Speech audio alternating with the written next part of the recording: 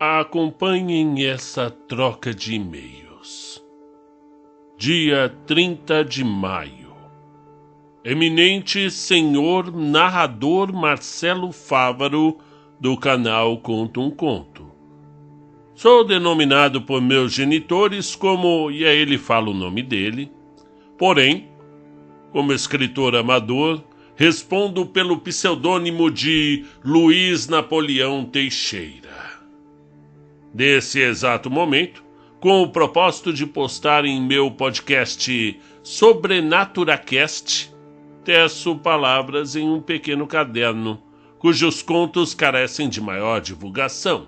Portanto, conhecendo o poder de divulgação do canal, venho pedir auxílio de sua insólita voz para narrar um dos meus escritos.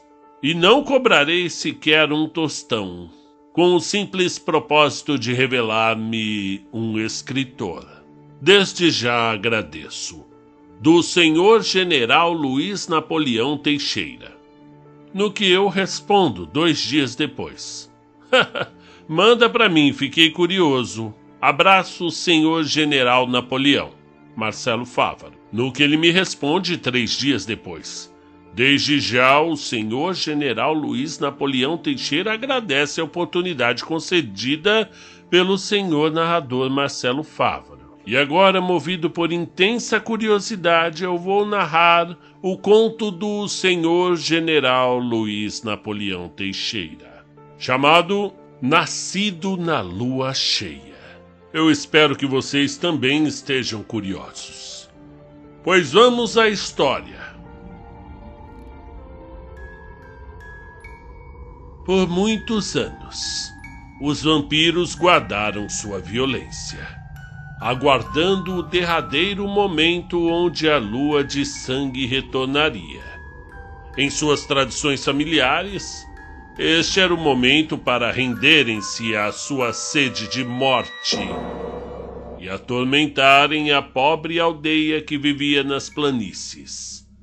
O patriarca, homem austero e de poucas palavras, cobrava a cada membro de sua casa a manter tais tradições, para que não tivessem o mesmo destino nefasto de seus ancestrais, cuja fome por matança os levara à sua ruína.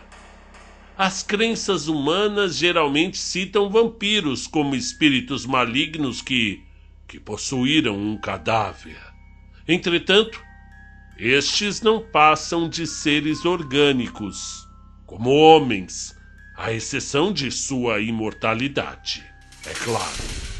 Mas podem ser assassinados como qualquer outro.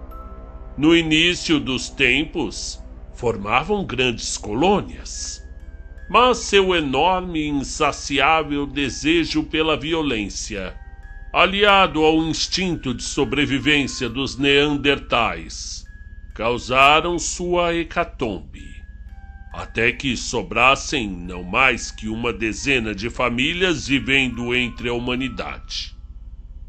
No mês de dezembro de 1785, nascera um vampiro de puro sangue. Embevecido, o patriarca celebrou o nascimento de um descendente após mais de 500 anos de espera, e assim cuidou ele mesmo da educação do jovem, ensinando-lhe tudo sobre sua vida e espécie e muitos outros conhecimentos que o ajudariam a viver entre os homens. Nos primeiros anos de sua vida, o jovem demonstrava ser culto e comportado, cativando o coração do patriarca. Este logo percebera seu talento e o fez trabalhar para a família, vigiando as noites ao redor da grande montanha onde faziam morada. Passando-se um mês de treinamento, o rapaz fora deixado sozinho para enfrentar a noite gélida e os perigos que se camuflam na turba da escuridão. Percebendo quão livre era, o jovem logo mostrou para si mesmo que todo o respeito às tradições familiares não passavam de um engodo, para que pudesse saciar suas paixões em paz. Em sua alma havia um mal ignoto que se esconde nas sombras e se revela quando todos vão para a luz. A miúde abandonava seu posto para assombrar a pobre aldeia das planícies e deliciar-se com o sangue dos inocentes. Isto, porém, tinha um preço. Rumores sobre ataques de vampiros espalhavam-se pela aldeia como formigas pelo chão. O jovem sanguinário sabia que a culpa de sangue caía sobre si, é claro. Logo tratou de armar uma insídia. Acusara seu próprio pai de desrespeitar as tradições da família, minando-se de tão bem formulada argumentação que o acusado tornou-se réu em uma cerimônia de execução. E assim fora ordenado que se promovesse o garoto a vigilante da aldeia. Sua missão seria cuidar para que nenhum vampiro a atacasse antes do tempo. Uma noite, saíra ele para mais uma de suas vigílias, até que algo chamou-lhe a atenção. Havia, ao longe, uma intensa movimentação de corpos femininos trajando vestidos negros e carregando sacolas cheias de utensílios. Uma delas carregava com dificuldade um grande caldeirão, que quase não dava para ver, pois as nuvens bloqueavam a luz da lua. Notou que algo de muito grande estaria para acontecer. Sendo assim, não chamou o patrulheiro que o substituíra, mas fora verificar pessoalmente do que se tratava tudo aquilo. Foi então que se deparou com uma caverna, e nela estavam as mulheres, reunidas sobre o crepitar de uma fogueira. Então ocultou-se na penumbra e aguardou. A mulher que carregava o caldeirão logo dera início a mais um sabá das bruxas. Depois de alguns ritos, realizou uma cerimônia e balbuciou algumas palavras em um idioma não sabido. Logo, da fogueira, saíra uma grande brasa, que mergulhou no caldeirão e se apagou. Entretanto, um vapor repentino assolou o líquido. Dele ergueu-se uma silhueta masculina, com chifres e caudas, e com seus olhos escarlates reluzindo, o diabo revelou-se. Presidindo a reunião, o diabo ouvia atentamente aos clamores e reclamações das bruxas, que desde que sua matriarca fora morta pela igreja, haviam se desorganizado e perdido os poderes. Após conjecturar, o ouvinte pôs-se a falar sobre um líder ideal que reorganizaria a seita. Pois devemos encontrar alguém com o mais ímpio coração que possamos ver. Um que não seja um covarde e possua em sua alma a maldade onde as consequências de suas ações são o escopo e não o acaso.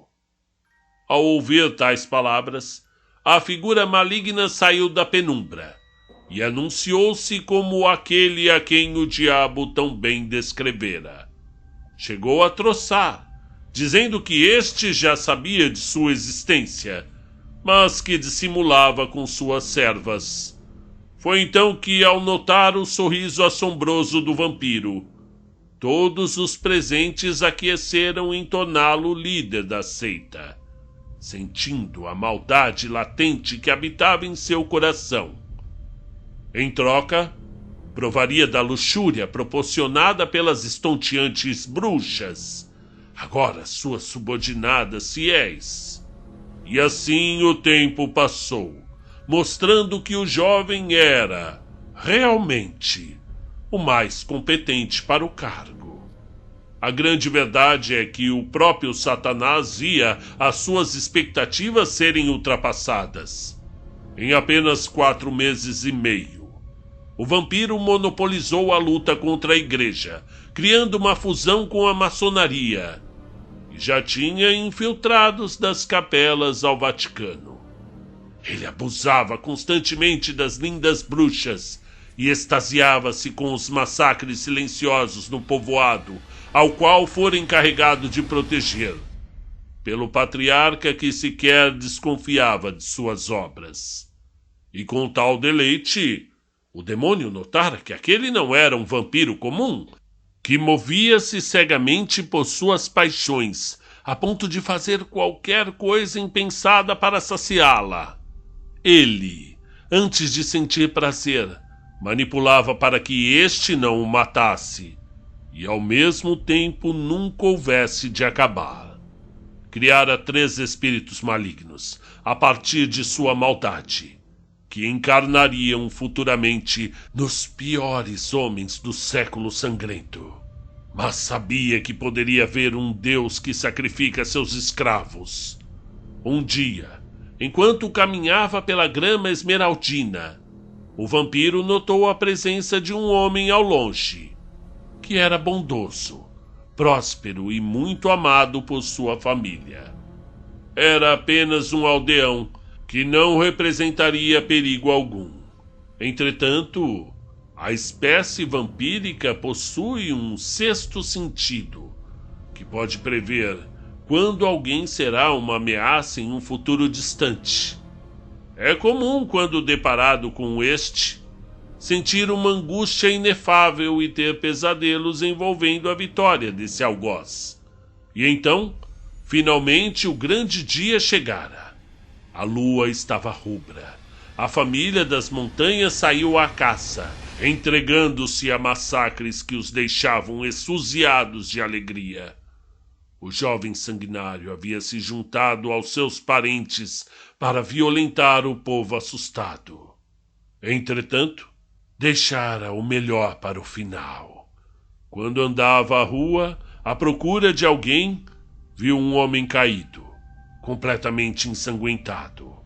Então encontrou o que buscava: 3 bandidos, que contratou para que espancasse o rapaz que lhe despertara o instinto anteriormente. Antes de tudo vir a acontecer, os meliantes mataram a família do homem. O vampiro poderia de certo também matá-lo, de uma só vez, e resolver o assunto do grande algoz. Entretanto, tal como é a altivez humana, assim se dá com essa espécie. Há em seus desejos mais profundos e obscuros uma fruição inominável em obsedar os mais fracos. Destarte, o jovem engendrou insidiosamente cada parte do seu sofrimento. E então o homem, com as últimas forças que lhe restavam, turgiu palavras de escárnio e júrias de vingança contra o monstro e seu séquito. Contudo, o orgulhoso vampiro gargalhou e fez dos murmúrios alvo da mais arrogante zombaria. Foi quando o monstro desceu até ele e, sem replicar-lhe qualquer invectiva, abocanhou-lhe a jugular e saboreou-o dinamado seu líquido vital. Este fervia como a um caldeirão, e o deleite do vampiro fora tal que, tendo satisfeito sua sede de matança, não aguardou o fim da tão aguardada lua de sangue e retornou para casa, onde abraçara o leito em sono profundo. Sonhou com um guerreiro de vestes negras, esquálido e de olhos auríferos, que lhe tirava a vida e o abocanhava como fizera o homem esta noite. Pela manhã, a família reuniu-se à mesa para compartilhar suas próprias hecatombes da noite passada. No entanto, um único debate parecia realmente afetar o jovem assassino. Uma de suas tias estava grávida e não dera à luz no momento da lua vermelha. Pela tradição, aquele que nascesse sob a lua azul seria deserdado da família, tornando-se para sempre um inimigo. Muitos descendentes do patriarca tiveram tal destino, mas sobreviveram e formaram uma só família. Ao pensar nessa possibilidade, o jovem voltou a sentir a angústia que sentiu ao ver o homem, como se a morte o perseguisse até que se cumprisse o seu destino. Entretanto, acalmou-se ao refletir sobre a sua liberdade e o seu grande encargo pelo mal. Os dias se passavam e o jovem viril entregava-se cada vez mais às suas concupiscências e à vil sanguinolência que lhes eram inatas. A aldeia crescera exponencialmente e agora estava quase sob o comando completo do maldito vampiro.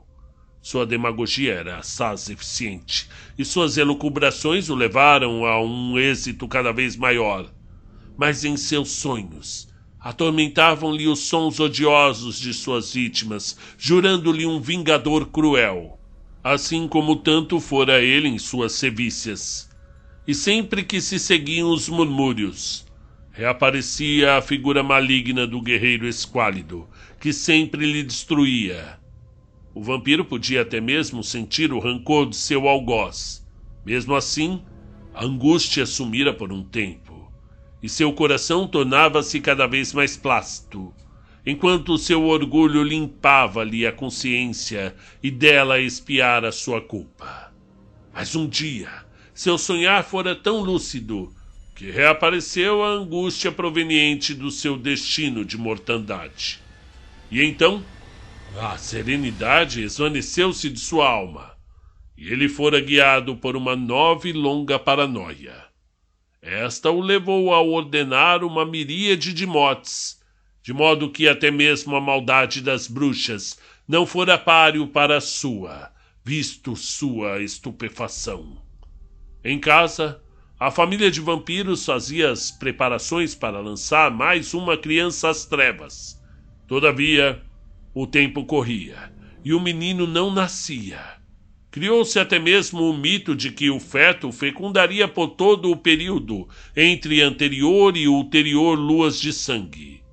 Entretanto, durante uma límpida e soturna noite, onde majestava sobre o firmamento de uma resplendente lua cheia, as dores do parto surgiram, causando à mãe tormento inefável. Por fim, a criança finalmente saíra de seu casulo para assombrar os fantasmas do mundo. Seu aspecto desafiava todo o conhecimento acumulado durante éons sobre a raça vampírica. Sua pele era lívida como a de um cadáver que se conserva no lugar mais frio do universo. Em sua boca já haviam nascido todos os dentes. Tinha cabelos negros. Seus olhos auríferos rutilavam furiosamente por toda a mansão. E então a angústia abrasou o coração do nosso jovem imundo, que finalmente parecia emergir-se das águas, aquelas águas tempestuosas do seu destino ignóbil. Mas saiba, caro leitor, a morte é a única coisa realmente igual a todos. Sua forma, dia e destino posterior são apenas capítulos do mesmo livro. Mas devemos dizer que ela é indefectível. Mas como fosse a própria morte, o menino, ao olhar para o vampiro déspota, sorriu, causando-lhe um pavor que excede todo o entendimento. Quando a família entrou em dilema sobre o que fazer acerca do assunto, o jovem viril argumentava que, a cada lua cheia, o garoto poderia ser livre como desejasse, levando a família à ruína sob a pesada espada da lei católica. Sendo assim, era seu dever descartá-lo. Entretanto, algo na alma do patriarca o cativou, e este assentiu em poupar a criança de tais mazelas. Em suas conjecturas, cria por haver nascido em uma noite onde o bem dorme demais, tornar-se-ia grande e mudaria a história da espécie vampírica. Não se sabe que base tomou, nem como chegar a tal conclusão, mas todos respeitaram sua decisão e passaram a conviver com a nova criatura. Na cidade a história continuava a mesma. O vampiro manipulava todos os acontecimentos insólitos. Tendo dominado a cidade às escuras, nomeara muitos títeres na igreja e deixava suas atividades serem realizadas normalmente. graças a um bispo eminente, que se corrompera ao sabor das lindas bruxas, seu comando se estendia para além de sua terra natal. Porém, na falta de chacinas para se divertir e sangue para embriagar-se, o vampiro passou a sofrer com o terrível pesar da escassez. E, embora não sentisse mais aquela angústia, presenciava cada vez mais pesadelos, onde a criatura esquálida o humilhava. A vida, não satisfeita com seus martírios, resolveu dar à luz a um menino cuja aparência lembrava a miúde o seu assassino. Finalmente teve a ideia de consultar o diabo, pedindo-o que fizesse algo a respeito, chantageando-o com o encargo que lhe fora dado e o seu sucesso avassalador. Este último, furioso pela petulância do vampiro para com ele, prometeu-lhe fazer algo. Em vingança, propositalmente lançou sobre o garoto uma doença fraca. Além disso, percebera que nele havia uma certa maldade, cujo uso poderia ser de bom grado. Descontente, o vampiro mordaz partira em viagem pelo mundo, rumo aos mitos que a humanidade inventa para elucidar aquilo que lhe é ignoto. O patriarca se dispôs a sempre escrever-lhe cartas, informando sobre a família, a casa e principalmente sobre o novo rapaz. Até que, em pedido seu, o patriarca descreveu a criatura. Entretanto, após 13 longos anos de pesquisas, nada obteve que se assemelhasse àquilo. Foi quando, em conversa com um trabalhador prussiano muito amigável, descobriu uma lenda que deveras o interessou: o Nachtseher. A história conta que, após mortes violentas ou em epidemias, o cadáver, cônscio de sua situação, acabara se alimentando do próprio corpo. É nessas horas em que há a conversão em Nachtseher. Sob seu aspecto, é comum os relatos apontarem que é esquálido e que possui um comportamento semelhante ao de um zumbi. Difere-se de um vampiro quando, nas crenças, ao invés de serem um corpo possuído, são uma alma penada. E quando se transformam em porcos, ao invés dos tradicionais morcegos. Tudo isso fora o suficiente para que ele constatasse que tudo o que leu sobre o garoto confirmaria o que tanto buscou. Em seu retorno, o rapaz ainda era uma criança, mas sua estatura e seu semblante aparentava a idade adulta.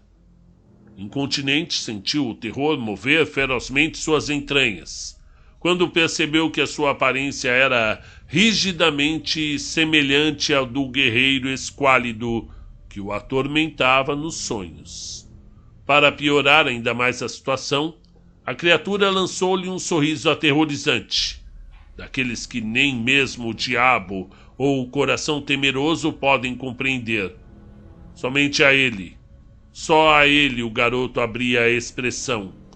Então o vampiro passou a observar os trejeitos do seu sorridente. Percebera que era sempre alvo de zombarias pelos rapazes de sua idade, principalmente quando reunido com membros da família que viviam em outros lugares, mas nunca se alterava. Não raro lhe atacavam, mas nele era inerente a sua força absurda, de modo que subjugava e humilhava seus agressores. Sempre lacônico, cuspia os lamentos de um zumbi, à medida que era contrariado, e fazia os familiares tremerem silenciosamente. Soturno, passava a maior parte do tempo estudando dentro da biblioteca, mas o vampiro notara que aquele rapaz tinha preferência peculiar aos estudos noturnos, quando ninguém permanecia acordado. Certo dia segurou com força o sono e pôs-se a bisbilhotar a vida do seu familiar. Fora nesse dia que o pegou praticando a magia obscura, algo proibido pelo patriarca. Especificamente, estudava uma poderosa maldição contra aquele que tirasse a vida de um vampiro. Tendo o motivo perfeito, o vampiro engendrou um plano para acusar seu inimigo, provocando uma cerimônia de julgamento. Entretanto, a criatura minou-se de poderosa argumentação e vencera a causa. Por sorte e por piedade do patriarca, não fora réu por falsa acusação, o que lhe geraria a morte. E após toda essa humilhação, o vampiro prometera vingar-se ulteriormente. Após um curto período de inércia, o vampiro maligno retornou ao seu posto de comando. Para o seu desespero, as coisas haviam mudado radicalmente. Alguns membros de posições importantes haviam morrido, inclusive o bispo que muito lhe ajudara a recrutar títeres da igreja. O Vaticano descobrira a existência da seita e já até expurgar alguns membros infiltrados. Quando pensou que nada poderia piorar, teve um sobressalto quando descobriu que miríades de vagabundos que lhe serviam estavam sendo exterminados por um justiceiro misterioso. Em seu mundo onírico, era atormentado cada vez mais pela figura do guerreiro esquálido que lhe derrotava. Entretanto, houve um dia em que sonhou com um vale verdejante onde, ao longe, pairava um homem de vestes brancas, tão alto que as nuvens cobriam-lhe a face, e seu esplendor e glória iluminava como o sol em seu derredor. Trazia consigo a presença do guerreiro esquálido. E então, o homem eminente tugiu como trovão suas palavras, e alegou que a criatura maligna era apenas um servo de sua justiça.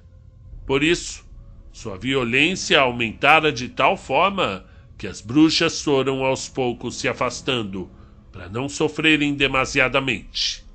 Uma noite o vampiro caminhava sobre a relva banhada pela noite, isolado no sopé da montanha, e murmurando as loucuras que eram o seu único tujúrio em meio a tantas desventuras. Quando finalmente olhara para o horizonte, pois estava de cabeça baixa o tempo todo, avistara 3 silhuetas mutiladas no chão, como se tivessem sido devoradas por lobos. Ao aproximar-se delas, reconhecera as metades dos rostos dos bandidos que o ajudaram a dilacerar o homem que lhe havia despertado a paranoia instintiva há muitos anos atrás. Naquela lua de sangue, onde fez sangrar o povo até que se satisfizesse, incontinente todas as suas reminiscências voltaram à tona, e ele percebera que a vida havia pregado-lhe uma peça.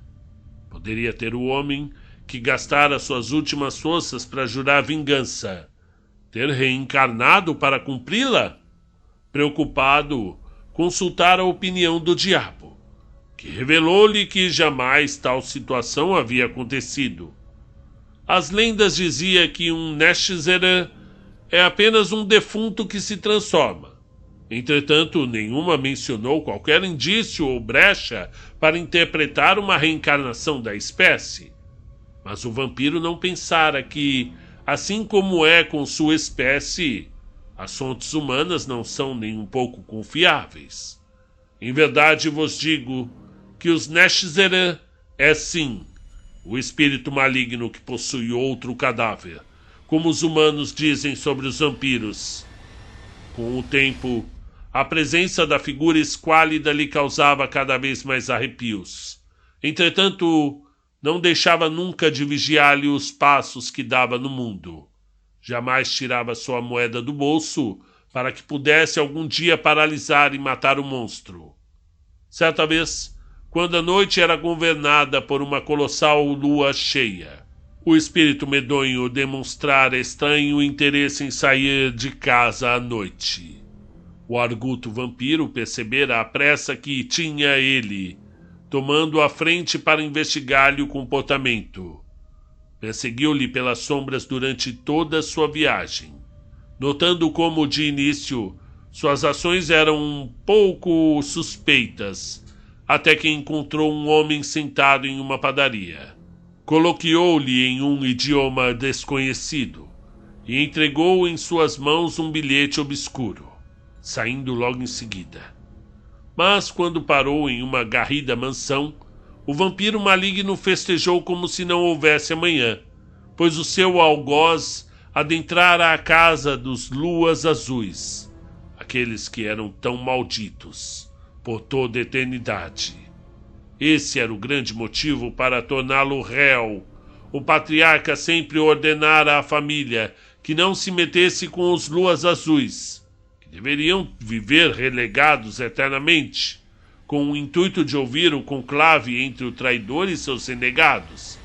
Invadira o grande terraço florido e correu até uma parede, tendo ouvido sons de gemidos e ranger de dentes. Disparou até uma janela próxima, para ver o que significava aquele tumulto. Ficou estupefato ao ver que a família inteira daquela casa havia sido assassinada a sangue frio. Finalmente, quando a criatura olhou-lhe de longe, tremera de tanto pavor, lembrando-se do guerreiro esquálido que tanto o assombrava.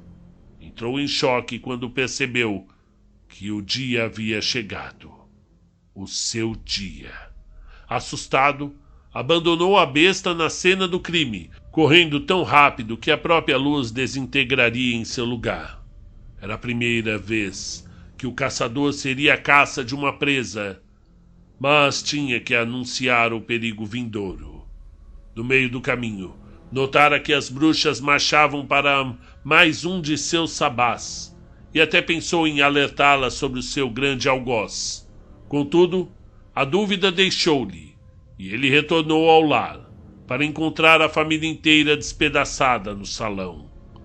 E em seu aguardo estava o vingador, mostrando todo o seu rancor e preparado para o grande dia.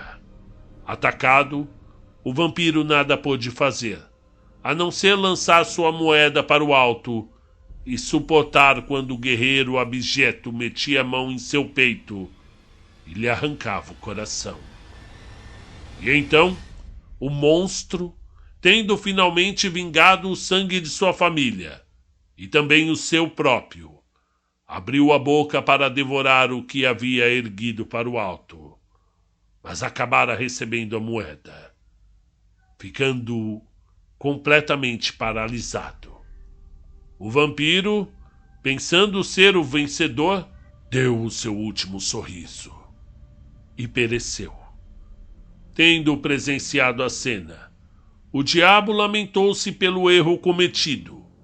Graças ao Nash-Zerel, seu maior servo não cumpriria mais o seu propósito, e ele teria que ser paciente. Deslizando a moeda para baixo da língua do vingador, a fim de que não caísse e o soltasse ao seu mundo, o diabo tingira a bela cena em bronze e a carregara até o jardim, para que os futuros habitantes da casa imaginassem que esta era apenas uma obra comum.